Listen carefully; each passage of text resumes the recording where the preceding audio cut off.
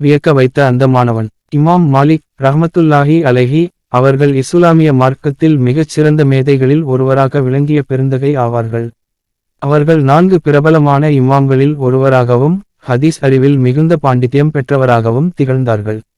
Medina நகரில் ஹதீஸ் வகுப்புகளை நடத்தி பல ஆயிரக்கணக்கான மாணவர்களுக்கு மார்க்க பரப்புரை செய்த ஆளுமை அவருடையது. அவர்களிடம் கல்வி கற்றுக்கொண்ட மாணவர்களில் ஒருவர் ஸ்பெயின் நாட்டைச் சேர்ந்த யஹ்யா என்பவராக இருந்தார். அவர் மிகுந்த ஆர்வத்துடன் மார்க்க அறிவை அறிவார்ந்த முறையில் பெறத் தொடங்கிய மாணவர்.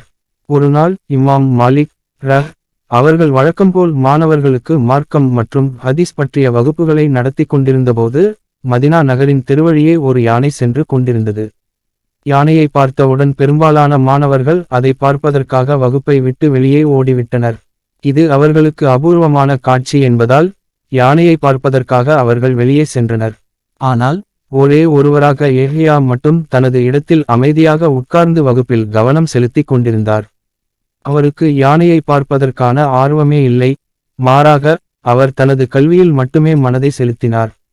இந்த நிகழ்வை கவனித்த இமாம் மாலிக் அவர்கள் வியப்புடன் யஹ்யாவை நோக்கி, யஹ்யா, உமது நாட்டில் யானைகள் இல்லையா? நீயும் இதுவரை யானையை பார்த்திருக்கலாமே, நீ ஏன் வெளியே சென்று பார்ப்பதற்காக செல்லவில்லை என்று கேட்டார். அதற்கு யஹ்யா அமைதியாக ஆனால் உறுதியான மனப்பான்மையுடன் பதிலளித்தார். இமாம் அவர்களே, நான் இத்தனை தொலைவிலிருந்து மதினா வருகை தந்தது யானையை பார்ப்பதற்காக அல்ல, தங்களிடம் மார்க்க சம்பந்தமான நன்மையான அறிவை கற்றுக்கொள்ளவே இங்கு வந்துள்ளேன்.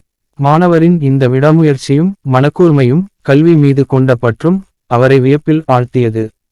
இமாம் மாலிக் அவர்கள் மகிழ்ச்சி அடைந்து, நீ ஒரு மதிநுட்பமிக்க மாணவன் என்று பாராட்டினார்கள். இந்த சிறப்புமிக்க மாணவர் பிற்காலத்தில் தனது சொந்த நாடான ஸ்பெயினில் புகழ்பெற்ற மார்க்க அறிஞராக உயர்ந்தார். அவர் இஸ்லாமிய மார்க்க அறிவை பரப்பி ஆயிரக்கணக்கான மாணவர்களுக்கு அறிவை வழங்கிய மாமேதையாக திகழ்ந்தார்.